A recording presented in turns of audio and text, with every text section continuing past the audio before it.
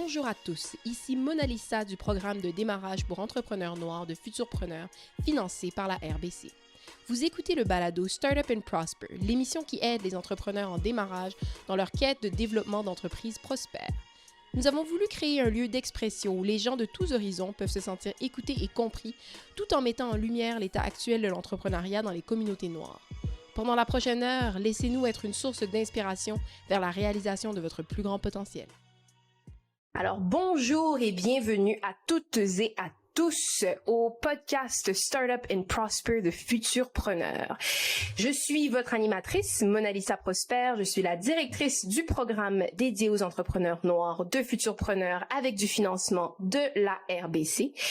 Et on va parler aujourd'hui d'un sujet complexe et important, à savoir comment la remontée du mouvement Black Lives Matter a aidé au démarrage et a même propulsé plusieurs entreprises à propriété noire.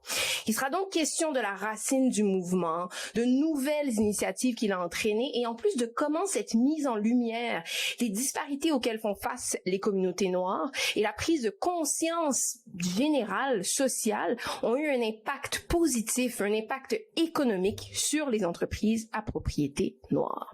Donc, avec nous pour en discuter aujourd'hui, on a Danielle Jocelyne Autou, une fine stratège d'impact social, une experte en diversité et inclusion, une experte en communication et marketing. Je pourrais continuer encore et encore. Danielle Jocelyne, bienvenue parmi nous. On va commencer tout de suite. C'est un podcast, un balado qui traite d'entrepreneuriat après tout.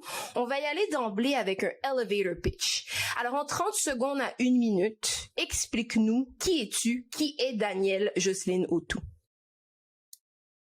Mon Dieu, cette question elle me paralyse un petit peu à chaque fois parce que je ne pourrais me décrire en un seul mot, un seul critère ou un seul titre, mais je pense que peut-être un titre qui catégorise un petit peu tout ce que je suis et tout ce dont j'aime faire, c'est designer d'impact social.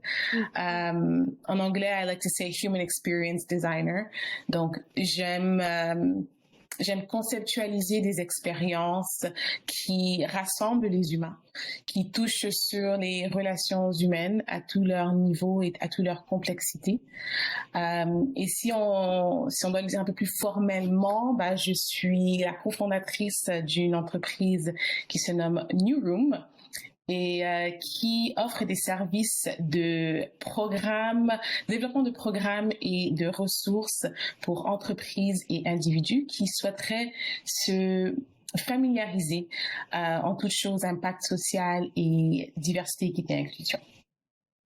Génial. Très, très belle intro. Ça fonctionne. Ça rentre dans les délais. On est correct. Ça rentre dans le pitch. Et ça met bien la table pour la discussion qu'on va avoir parce qu'en fait, et on va entrer dans le sujet à travers mes questions, mais ton entreprise, cette nouvelle entreprise, c'est pas ta première, dont tu es la cofondatrice, est en quelque sorte née de la ressurgence de ce mouvement-là, de cette prise de conscience. Donc, ça va être bien intéressant de voir à travers tout ça concrètement, c'est quoi. Ouais. Mais avant de rentrer dans le vif du sujet, on va rentrer dans le premier segment de notre épisode qu'on aime bien appeler In the Now, ou en français dans le moment présent. Fait qu'on va juste discuter un peu autour de tout ça. Donc, on réfléchit, on parle de mai 2020, donc le décès de George Floyd. En pleine pandémie, première vague. On est rendu à la 5e aujourd'hui. Incroyable. Donc, en pleine première vague de la pandémie. Donc, si on pense à mai 2020 jusqu'à aujourd'hui, on est début 2022. il y a plusieurs initiatives qui sont nées, plusieurs marches à travers le monde.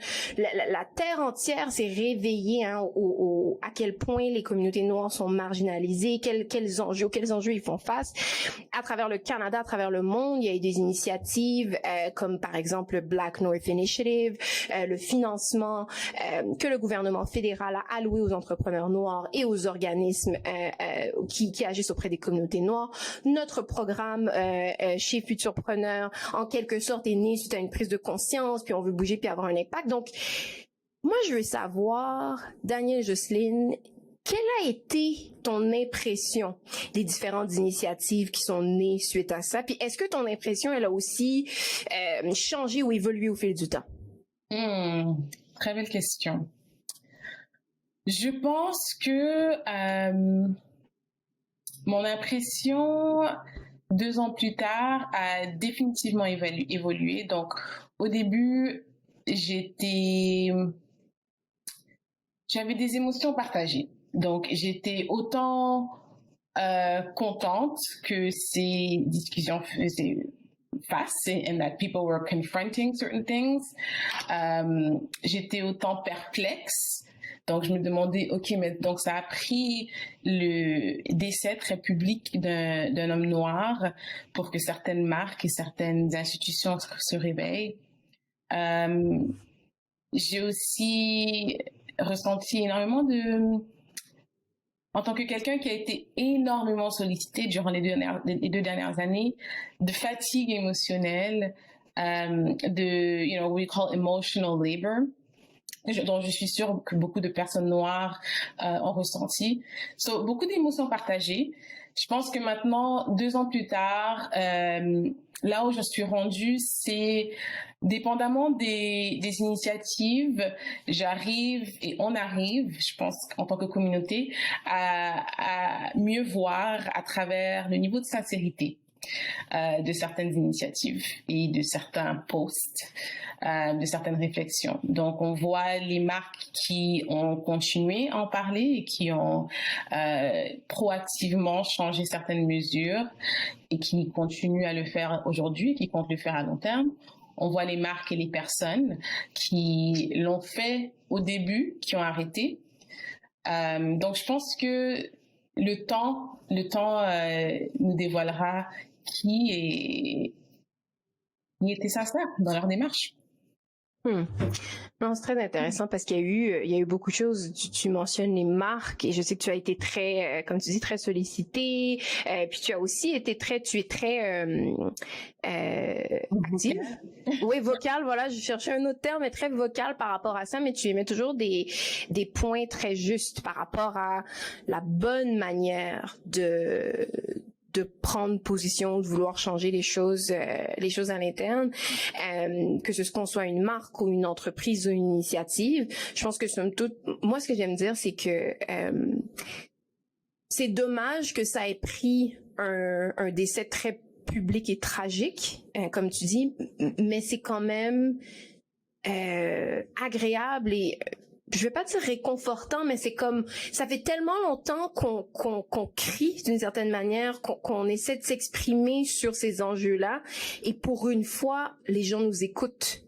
Et les gens veulent faire le travail nécessaire pour mieux comprendre, pour approfondir les connaissances. Et je pense que c'est au fur et à mesure que tout le monde y met un peu du sien pour qu'on finisse par avancer. Ce qui m'amène à mon autre question à laquelle tu as commencé un peu à répondre. Est-ce que tu penses qu'il va y avoir un impact réel à long terme, de manière globale? De manière globale, oui, j'y crois fermement. Je pense que cet espoir-là est nécessaire pour les personnes qui travaillent dans cet espace. Je pense que si tu souhaites être quelqu'un qui mène le changement d'une manière ou d'une autre, le cynisme n'a pas de place dans notre travail. Tu vois, c'est mon travail littéralement de m'assurer que cet espoir maintient et se transforme en action concrète et en changement réel. Donc oui, je pense que j'ose croire que ça continuera. Je pense qu'on peut déjà en faire face en 2 ans, énormément à changer, que ça soit sur le plan politique, sur le plan social. C'est clair qu'il y a du travail à faire. Écoute, je vais pas m'asseoir ici et claim otherwise, mais je pense que reconnaître là où on a commencé, le progrès qu'on a fait, is just as important as critically examining the work that's left to be done. Absolument. Non, c'est bien dit. Puis je pense que comme pour tout, il y aura toujours place à l'amélioration. Absolument. On va jamais arriver à la perfection, mais c'est la première fois, même moi, je regarde autour de moi, c'est un peu comme toi, évidemment, ça a toujours été, fait partie des enjeux qui me tiennent à cœur, que j'essaie de sensibiliser les autres d'une manière ou d'une autre, mais cette fois-ci, on sent que c'est différent, l'écoute est différente et il y a beaucoup d'initiatives qui sont mises en place. Est-ce que tu penses qu'on serait là où on en est aujourd'hui sans les réseaux sociaux? Non, certainement pas. Par contre, je ne crois pas qu'on y arriverait pas nécessairement. Je pense que tous les chemins mènent à Rome. Je pense que les réseaux sociaux ont accéléré le processus, tout comme le décès de George Floyd a accéléré le processus. Mais on a énormément fait de progrès également sans les réseaux sociaux. D'où l'importance de reconnaître le rôle des mouvements grassroots, des organismes communautaires, des activistes qui, this is their work 24/7, it was their work before, it's still their work and it will be their work way after all of the trends died. So je pense qu'on y arriverait peut-être dans une décennie ou deux, mais grâce aux réseaux sociaux et aux technologies qui existent, ben, on est là un peu plus rapidement and yeah, more power to us for it. Donc ça a aidé, mais c'est pas le seul outil du tout. Mais c'est très très utile pour aller chercher beaucoup de gens avec moins de. Ouais. J'aime que tu dises que c'est pas le seul outil parce que je pense qu'il y a beaucoup de personnes qui se cherchent dans tout ça et qui souhaitent être actifs mais ne savent pas nécessairement comment, et ils voient comment certaines personnes se positionnent sur les réseaux sociaux et se disent bah c'est pas trop moi, ou ils voient des activistes qui protestent dans la rue and they're like oh it's not me, et c'est super important de se rappeler que le changement est l'analogie que j'aime utiliser, c'est a multi-lane highway. Donc tout le monde doit trouver sa place, que ce soit sur les réseaux sociaux, que ce soit à travers des marches et des protestes, que ce soit à travers de l'art, de la créativité. There's a role to play, and social media is a very important one, mais c'est pas la seule.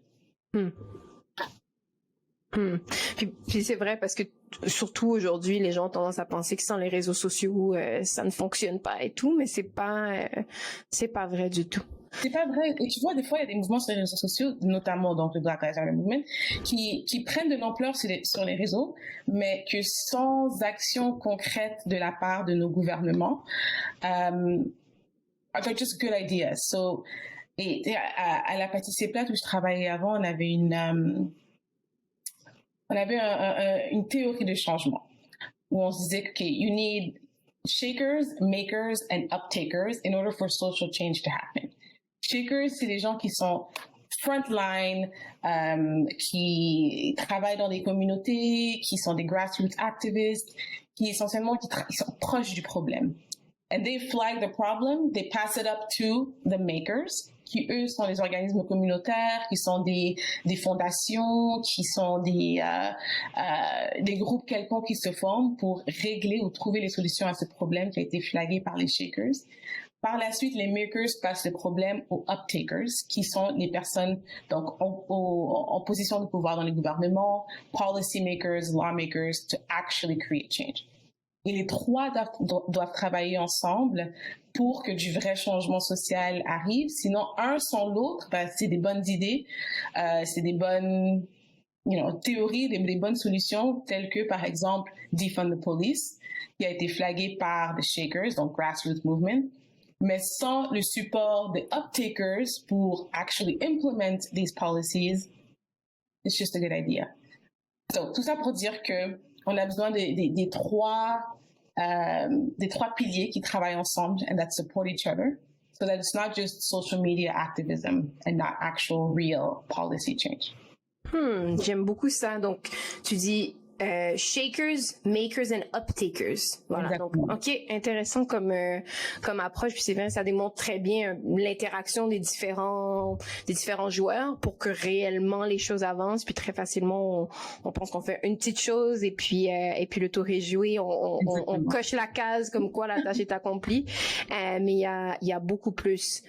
Ok, super intéressant. Je sais qu'on pourrait continuer encore et encore par rapport à ça, mais je pense qu'on a bien dressé le portrait un peu de où on se situe en tant que société par rapport à ce mouvement, puis l'ouverture d'esprit que certaines personnes peut-être n'avaient pas avant ou certaines organisations qu'elles ont maintenant. On passe maintenant à la prochaine section, The Grind, ou le vif du sujet. Fait que tu en as parlé un peu. New Room. Tu es cofondatrice de New Room. C'est très, très, très nouveau. Qu'est-ce qui a motivé ton associé et toi à lancer New Room? Quels besoins vous avez sentis? Puis tu peux peut-être même commencer par nous expliquer un peu plus en profondeur qu'est-ce que c'est New Room? Je vais commencer par le besoin parce que ça répondra très bien à qu'est-ce que c'est. À travers les 3 dernières années, je me suis retrouvée à travailler dans des espaces communautaires, d'impact social, d'innovation sociale. Et essentiellement, je me suis retrouvée dans beaucoup d'espaces et de conversations qui, pour moi, étaient tellement critiques à la direction dans laquelle le monde va aujourd'hui, mais qui restaient encore top level. Donc, je me retrouvais dans des salles avec le gouvernement, je me retrouvais dans des salles avec des CEO, avec d'autres leaders, mais jamais avec d'autres personnes, dont mes amis. Les conversations que j'avais, je trouvais n'étaient pas assez accessibles à tout le monde. J'ai décidé de me spécialiser en design d'innovation sociale à l'Université de Pennsylvanie, qui, pour ceux qui ne le savent pas, est une des 3 Ivy League Universities aux États-Unis. Encore une fois, je me retrouve donc dans des salles de classe maintenant, super privilégiées, avec de l'accès à des informations et des profs et des théories qui, pour moi, were revolutionary. I was like, oh my gosh, there's a way to create change, mais it always stays at the top. Donc, quand j'ai pas rencontré Erin, qui est ma partenaire cette année, mais en discutant avec elle, qui elle aussi se spécialise dans le développement organisationnel et du change management, on a vraiment réalisé qu'en fait, afin que le changement systémique et organisationnel arrive vraiment, ou qu'un système ou qu'une organisation se transforme vraiment, il faut démocratiser l'accès à ces informations-là. Il faut vraiment que tout le monde, que ce soit ma mère, ma sœur, ma petite cousine, ait accès à toutes ces conversations, de shakers, makers, uptakers, d'équité, diversité et inclusion. All these major conversations that are happening need to be normalized. Donc, on s'est dit, tu sais quoi, ça serait super si on crée une plateforme Open Education, qui, pour ceux qui ne le savent pas, is essentially quasi-free content. Tu payes vraiment une somme minimale pour éduquer la population, que ces informations soient accessibles. Après, parallèlement à ça, on continue à travailler avec les entreprises, avec les institutions, avec les organisations, pour faire en sorte que leurs initiatives d'impact social, leurs initiatives d'équité, diversité et inclusion soient vraiment stratégiques et holistiques et immersives. So the way that we go about equity, diversity, and inclusion is very different than most. Et en même temps, on souhaite démocratiser l'accès à toutes ces informations-là et toutes ces grandes notions super importantes à tout le monde. En tout cas, c'est très très intéressant. Je pense nécessairement qu'il y a un besoin pour ça et j'ai bien hâte de voir l'évolution de New Room au fil du temps, parce que je pense que plusieurs organisations, plusieurs personnes ont ce besoin et bénéficieraient à accéder à votre plateforme. Donc, on est encore au début, mais je vous souhaite énormément de succès, comme tu le sais, et je pense que c'est ça qu'on est à un stade où on en a besoin.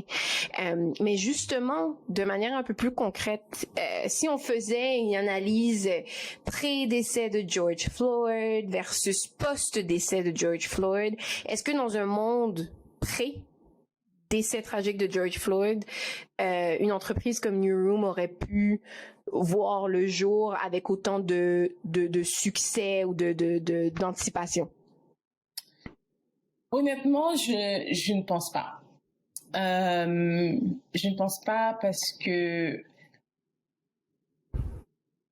je pense qu'il y a une conscience collective qui s'est développée, une ouverture, une réalisation qui n'était pas nécessairement présente ou nécessaire ou réclamée tout simplement par des personnes et par des employés. Je pense qu'aujourd'hui, il y a vraiment un sens de accountability qui est demandé des organisations, des leaders, qui fait en sorte qu'il y a énormément de demandes et qui nous a propulsés très, très, très honnêtement dans cette direction. Par contre, too much of anything for me is never good. So it's more of like how you do it more so than just doing it to check off the box. Je pense qu'il y a beaucoup d'organisations qui le font maintenant de façon transactionnelle et pas nécessairement transformationnelle, which it needs to be in order for a real change to happen. So it's a blessing and a curse, but more of a blessing. Mais attends, j'ai besoin, on va aller un petit peu plus en profondeur dans ce que tu viens de dire. Est-ce que tu penses aussi que parce qu'il y a beaucoup de bruit, à défaut d'avoir un meilleur terme, ou beaucoup d'engouement en ce moment par rapport à tous ces enjeux-là, que justement on va dire des personnes, des organisations vont sauter sur ce genre d'offres de services-là juste parce que c'est important versus le faire pour les bonnes raisons et prendre toutes les démarches nécessaires par la suite? Exactement. Je pense qu'il y a encore beaucoup de performances autour de ces conversations. Donc, beaucoup de, we did it, look at us. Beaucoup de gens qui le font pour dire qu'ils l'ont fait, sans nécessairement avoir une stratégie derrière l'implémentation stratégique de ce travail. Donc, prendre un atelier de bien inconscient, c'est très bien, ça check off un box, mais sans avoir une stratégie concrète derrière comment l'organisation, une entreprise et même personnellement un individu applique ces leçons-là, then it becomes null and void. Et l'être humain, comme on le sait tous, a tendance à oublier très vite. Et l'histoire nous le montre, malheureusement. Donc, c'est important de savoir, pour moi en tout cas, Erin et moi, on est très intentionnels avec les clients qu'on prend. On a arrêté de faire des petits one-off, on a juste besoin d'une implicit bias training sans vraie stratégie ou un réel désir de transformer une organisation. Et encore aller en profondeur sur ce que tu dis, parce que c'est intéressant. Est-ce que tu pourrais nous expliquer un peu plus? Tu me dis que vous êtes beaucoup plus sélectif au niveau des clients avec lesquels vous décidez de travailler. Qu'est-ce qui est un red flag, par exemple? Et à l'inverse, qu'est-ce qui est là c'est feu vert, c'est sûr et certain que je vais aller. Est-ce qu'il y a des éléments clés ou des réponses ou des questions qu'on vous pose qui vous permettent d'analyser? Oui. Red flag numéro 1 pour moi, c'est juste un atelier de bien inconscient. On veut juste un atelier, 3 sessions pour l'équipe pour le mois de février. Flag. Non. Pour Erin, je sais que le nombre de temps qu'un client demande à établir, donc s'ils disent OK, on veut ça, on veut un rapport dans 3 mois. 3 mois pour nous, pour du développement organisationnel ou de transformation, c'était pas assez. Donc, the amount of time that people give us to work with them is indicative of how much they're willing to commit. Le budget également, bien évidemment, on s'entend que money talks. Mais ça serait ces trois-là. Donc, le one-off, donc ce qu'ils demandent, le temps qu'ils sont prêts à investir et essentiellement le budget qu'ils sont prêts à investir également. Et en toute honnêteté, j'ai du mal en ce moment, et c'est à moi de travailler avec des équipes qui ne sont pas diverses du tout. Donc, s'il n'y a aucune diversité au sein de l'équipe, pour moi, c'est un petit peu plus difficile à naviguer, personnellement. Mais, ouais. Pourquoi c'est plus difficile à naviguer? Je dirais parce que ça démontre ça démontre la culture de l'organisation. Et ça démontre un réel biais. C'est différent si, tiens, j'ai une équipe avec 5% de diversité qui aimerait y aller monter à 15. Mais une équipe à 0% de diversité, I don't know if it's for me personally, parce que the emotional labor that it requires from me is much more intense. Il y a beaucoup plus aussi de réticence dans certaines conversations, beaucoup plus de challenging, beaucoup plus de résistance à changer. Et personnellement, je ne suis qu'intéressée à travailler avec ceux qui souhaitent faire ce changement-là et qui me font confiance sans question, sans appréhension. Et est-ce que ça vous arrive, est-ce que ça vous est déjà arrivé ou peut-être que c'est arrivé plus d'une fois, qu'une entreprise, organisation vous contacte mais vraiment, dès le départ, vous demande votre expertise. Donc, cherche à savoir, justement, ou du moins est consciente et humble par rapport au fait qu'elle n'a aucune idée de comment s'y prendre et vous demande, OK, mais combien de temps je devrais prévoir, quelle structure ça devrait prendre, et puis à quel budget je pourrais penser parce que au moins ça me donne une idée de départ pour ensuite voir qu'est-ce qui est possible et comment on avance. Est-ce qu'il y en a beaucoup qui vous approchent comme ça? Il y en a quand même. Et je dirais aussi s'ils ne nous approchent pas, les requests for proposals qu'on nous envoie ou qu'on come across, beaucoup sont formés sur ça. Donc, ils ne savent pas nécessairement combien ça coûte. Ils savent qu'ils en ont besoin. They have like overall arching themes. Et pour moi, ce genre de positionnement ça m'intéresse beaucoup plus que ceux qui pensent, qui croient. Donc, j'apprécie quelqu'un qui me dit, je suis pas trop sûre, je connais pas trop le budget, je vous laisse me présenter quelque chose qui fait du sens. That always works well. OK. Ça, j'imagine que c'est un des gros feux verts, quand même, pour vous de... Ouais, c'est un feu vert pour moi. Ouais. OK. Une humilité et une honnêteté qui admet qu'ils ne savent pas. That goes a long way. OK. Fait que pour remettre un peu tout le monde en contexte, donc il y a New Room qui est tout nouveau. Avant New Room, bon, c'est sûr que tu occupais le poste de directrice des communications pour la Apathy is Boring ou l'apathie c'est plate en français qu'on dit pour cette organisation super là. Mais tu faisais aussi, peut-être je crois que tu fais encore, de la consultation. Je veux dire pure et dure par rapport aux enjeux d'équité, diversité et inclusion. Et maintenant, j'imagine qu'à travers New Room, tu vas être en mesure de un peu mettre tout ça ensemble. Et New Room a le volet d'éducation ouverte. Donc, et là, je te laisse me corriger si je me trompe. Je fais un résumé un peu pour nos auditeurs. Donc, pour New Room, en fait, c'est ton associé et toi avez décidé de faire usage de la technologie pour offrir un peu cette offre de différentes formations ouvertes à tous. Et donc, il n'y a pas un volet uniquement B2B. Donc, c'est vraiment, je crois, d'abord et avant tout B2C et éventuellement B2B ou les deux en même temps, mais toujours dans les mêmes lignes de pensée. Oui, absolument. Et même, on a commencé, c'est B2B d'abord pour tester les produits. Et par la suite, lancer le B2C, donc la communauté et la plateforme, à travers le feedback qu'on reçoit dans nos consultations. C'est génial. Puis tu sais, je pense que ben, évidemment, vous l'avez vu aussi, vous le ressentez juste de manière générale sur le marché du travail, les générations à venir. Bon, oui, il y a eu on est dans l'ère post-décès de George Floyd. Les gens sont beaucoup plus sensibles à ça aussi et à comment une organisation se positionne par rapport à ces enjeux-là.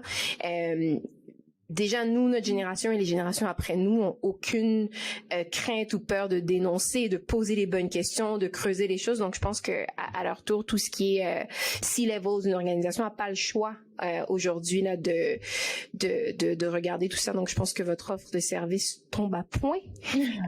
J'ai vraiment hâte de voir tout ça. Alors, donc, New Room, c'est pas ta première entreprise non plus. Fait que, mis à part ton poste chez La Pâtisserie Plate et les services de consultation que tu offrais, tu es une entrepreneur depuis un bon moment. Tu es une femme noire. Est-ce que tu dirais que tu sens une différence dans le développement de ton entreprise aujourd'hui par rapport aux autres entreprises que tu as eues dans le passé, dans cette époque décès de George Floyd? Je pense que la différence que je ressens, c'est le support de l'écosystème entrepreneurial et des ressources qui sont disponibles en tant qu'entrepreneur. Je pense qu'avoir lancé Female Department, qui était ma première plateforme il y a 8 ans, je ne m'y connaissais pas du tout. Écoute, je ne savais pas du tout comment m'y prendre. Je ne savais pas comment on dit grant? Mon Dieu, je perds mes mots. Grant? Quelle bourse? Oui, exactement.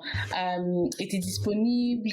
C'est sûr que j'avais des appréhensions en termes de, OK, est-ce que moi, en tant que femme noire, est-ce que je peux demander un emprunt à la banque? So I was really unsure about the landscape and how to go about it. So I kind of freestyled my way into it, which is great. Ça a super bien marché. Ça m'a donné une plateforme. Mais maintenant, 8 ans plus tard, j'ai l'impression qu'il y a vraiment un support et un écosystème qui s'est développé, notamment grâce à Futurpreneur et des initiatives comme la vôtre. Je pense que les banques aussi, notamment RBC, qui fait énormément de travail dans cet espace, les bourses également. Donc, je comprends beaucoup mieux le comment des choses et je pense que c'est grâce aussi aux 2 dernières années que beaucoup d'écosystèmes se sont développés et ont réalisé à quel point les chances n'étaient pas égales. Tu sais, je pense que j'aime bien, j'étais très emballée à l'idée d'avoir cette discussion aujourd'hui parce que bon, c'est sûr que c'est un sujet qui est sur beaucoup de lèvres depuis 2 ans. Mais je trouve que c'est tellement agréable de pouvoir sortir quelque chose de positif de tout ça et de voir la portée puis l'impact que ça peut avoir. Tu sais, de voir par exemple des registres d'entreprises à propriété noire, donc black owned, sortir à droite à gauche. Même chose pour nos entrepreneurs autochtones, parce qu'il y a eu tout un éveil par rapport à ça aussi, pas suite aux mêmes événements, mais dans la même période de temps, bien sûr. Fait que tu sais, des listes ou des registres comme ça qui existaient avant, mais étaient juste moins populaire. Oui, voilà, moins normalisé, moins populaire. Et moi, ça me fait toujours, je sais pas, ça me fait toujours, comme on dit, j'ai tout le temps des frissons quand je vois toutes ces entreprises-là mises de l'avant, puis qui continuent à explorer. Puis c'est aussi intéressant de voir de l'autre côté l'éveil que je vais dire la société en général est là on dirait que c'est tout un monde qui existait toujours, qui existait. Mais c'est tout un monde, on dirait, qui s'ouvre à eux, puis c'est de la découverte. Et là, on va dire, bon, mais on regarde notre montre, on dit ça fait longtemps, mais écoute, moi, j'aime bien voir les choses positivement. Et là, on est rendu là maintenant et ça avance.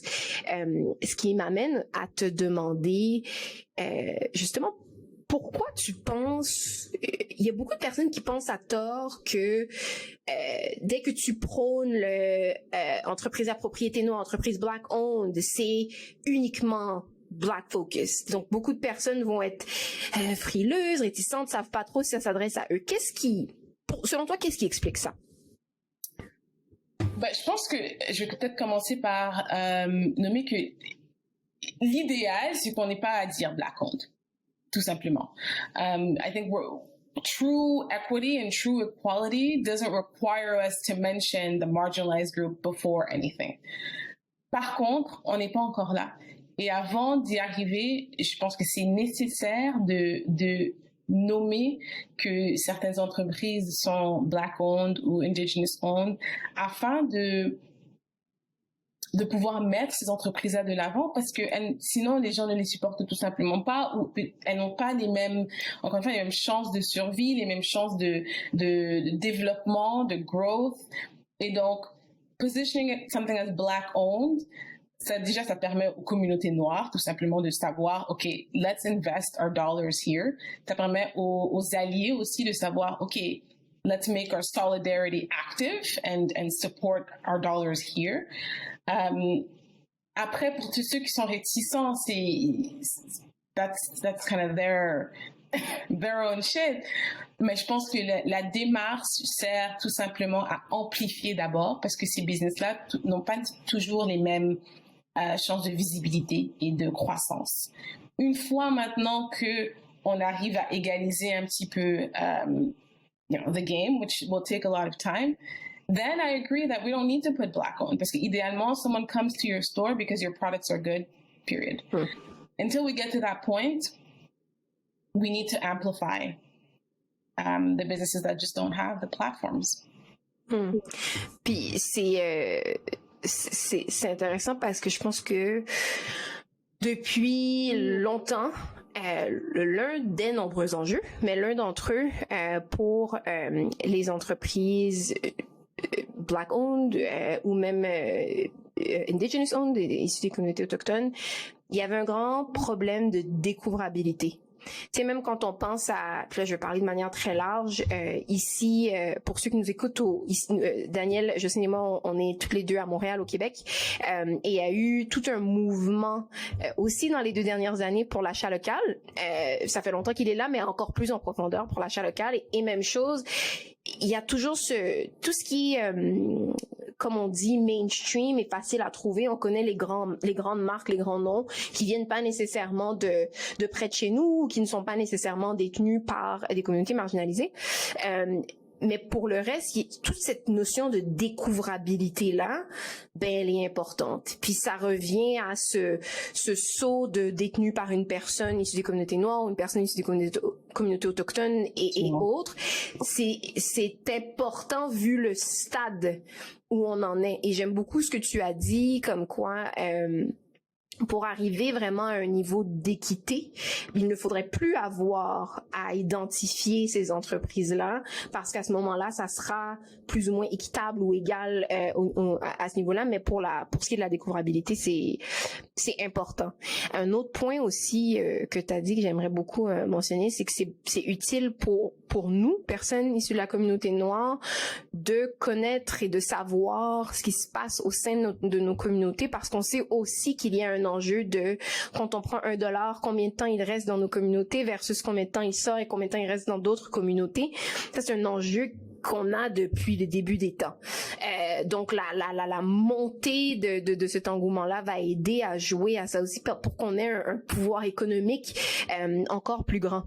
Absolument. Mais effectivement, comme tu dis, puis je t'ai posé la question parce que j'ai vu une publication sur Instagram il y a quelque temps que j'ai repartagé. Malheureusement, je me rappelle plus qui avait fait ce post-là, mais qui disait ok, il faut normaliser le fait que black owned does not mean only for black people. Donc il faut normaliser le fait que c'est pas parce que c'est détenu par une personne noire que c'est uniquement pour des personnes noires.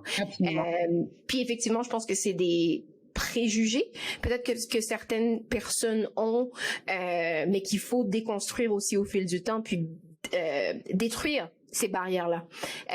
Et pour qu'on arrive, comme tu dis, au stade d'équité plus complète, si on peut dire. Je pense aussi que j'aime beaucoup le normaliser que black owned doesn't mean only for black people, parce que sinon ça limite aussi nos chances de succès et de croissance. Donc si nous on ne sert que à nos communautés, imagine how much money we're missing out on by not opening ourselves up to other communities. Si la population canadienne de Noirs est de 4%, c'est-à-dire we're only catering to 4% of the population versus however else que les business mainstream target. Donc, je suis tout à fait d'accord. C'est important de pas avoir cette mentalité-là. Puis c'est très souvent. Puis là, je m'aventure peut-être en terrain un peu glissant, mais tu vas comprendre, tu vas comprendre où je veux en venir. Tu sais, souvent une entreprise va, que ce soit de par ses publicités ou tout ce que tu vois que c'est très homogène, hein, visuellement.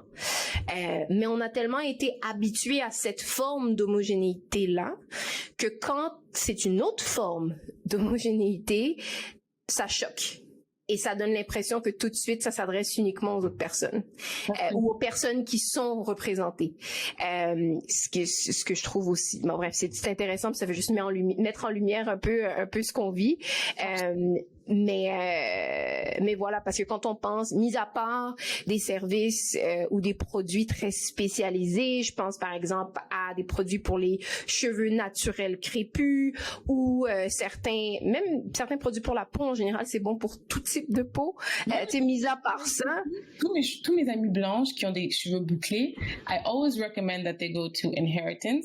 Oui. Tout simplement parce que nos pratiques et nos produits sont beaucoup plus aptes à traiter les cheveux bouclés by nature of our own hair. Donc même les cheveux bouclés, I'm like, it's for anyone with curly hair that wants really good defined curls. Nos produits de peau et de beauté, same thing. Nos mèches, same thing. Même chose. Ouais. Fait que c'est ça aussi qu'il faut normaliser au fil du temps. Je pense pas qu'on est là encore. Je pense que ça s'en vient par contre très prochainement, puis c'est à travers des conversations comme celle-ci, puis différentes initiatives que les choses vont changer. Pardon? Et un bon plan de marketing. Ça, c'est essentiel. Ça, c'est essentiel et c'est l'experte qui le dit en plus. C'est essentiel. Écoute, c'était super intéressant comme conversation. Avant d'entrer sur le mot de la fin, je vais revenir sur certains éléments clés et importants que tu as mentionnés, notamment le fait que pour arriver vraiment à un stade, je vais appeler d'équité complète, on va vraiment arriver là lorsqu'on n'aura plus besoin de mettre des étiquettes et de pleinement identifier qui détient cette entreprise-là. Je pense que c'est vraiment la clé. J'ai beaucoup aimé aussi les red flags et feux verts dans les types d'entreprises avec lesquelles, à travers New Room, cette nouvelle entreprise que tout le monde doit suivre dès que ça sort. Mais c'est important. Je veux dire, si vous êtes parmi nos auditeurs, que vous soyez propriétaire de start-up ou un C-level au sein d'une organisation et vous pensez à vous pencher vers une stratégie d'équité, diversité et inclusion, c'est important les trois éléments que tu avais mentionnés. Donc, il faut pas que ce soit une initiative unique, ponctuelle. Il faut un budget important parce que ça prend du temps. Et le troisième élément qui m'échappe, mais je pense que c'est une stratégie plus poussée, c'était le temps. Hein, le troisième élément? Investissement et budget. investir temps et budget et ne pas s'attarder à uniquement une initiative ponctuelle. Donc, merci beaucoup pour tous tes bons mots et tes sages paroles. Danielle, c'est un plaisir de t'avoir pour notre tout premier épisode. Merci. Pour terminer, on termine avec une question. On veut encore des dernières paroles de sagesse de ta part. Ouais. Quel mot d'encouragement est-ce que tu aimerais donner aux entrepreneurs et futurs entrepreneurs qui nous écoutent? Toi qui viens tout juste de sauter à pieds joints à nouveau dans l'aventure entrepreneuriale. Ma réponse à cette question demeure la même depuis que j'ai lancé ma première entreprise, et c'est d'investir autant dans son développement personnel que dans son développement professionnel. Je pense que nos entreprises reflètent qui nous sommes. And I think that our businesses can only be as good as who we are, essentially. And the better we get and become as humans, the better our businesses can be, the better people we draw in. Donc, Erin et moi, ma partenaire et moi, on est tellement investis dans notre développement personnel, dans notre healing, on est tous les deux en thérapie, donc on prend autant de temps à se développer et à se transformer nous-mêmes pour contribuer à la transformation sociale essentiellement qu'on veut voir, because the self always precedes the systemic. We cannot change the systems without first changing who we are. On ne peut pas changer les systèmes sans d'abord changer qui on est. J'adore. Et trop souvent en entrepreneuriat, on met l'entrepreneur, on se met en tant qu'entrepreneur de côté au profit de l'entreprise sans prendre en compte le fait que sans nous l'entreprise n'est rien. Fait que j'adore ce que tu dis, puis l'importance aussi de la santé mentale auprès de nos communautés. C'est un sujet qui peut parfois être tabou, c'est en train de changer avec les nouvelles générations, mais c'est tellement important. Alors j'espère que vous avez été tout aussi inspirés que moi par la très chère Danielle Jocelyne Autou. Je vous invite à la suivre sur les réseaux. Veux-tu partager tes titres sur les réseaux sociaux? Sur Instagram, c'est Dani, _Jo. LinkedIn, Danielle Jocelyne Autou. New Room, on est en train de sélectionner une page pour l'instant, mais on a une page LinkedIn. Donc, New Room sur LinkedIn. Excellent. Donc, j'invite tout le monde à aller la suivre. Je vous remercie pour votre écoute du tout premier épisode du podcast Startup and Prosper de Futurpreneurs. Donc, je suis votre animatrice Mona Lisa. Je vous dis un grand merci et j'aimerais remercier au passage Zenga et Gigimo de Neolabs à la production et Nicole Antoine de N&A & Company qui nous a aidés au niveau du développement du contenu et de la stratégie. Alors, merci à tous. Assurez-vous de vous inscrire sur les différentes pages et de nous laisser des commentaires. Merci. Vous venez d'écouter un épisode du balado Startup and Prosper avec votre hôte Mona Lisa. Abonnez-vous à notre balado disponible sur toutes les plateformes de distribution. Et pour plus d'informations sur le programme de démarrage pour entrepreneurs noirs de Futurpreneurs financé par la RBC, rendez-vous au www.futurpreneur.ca/BESP.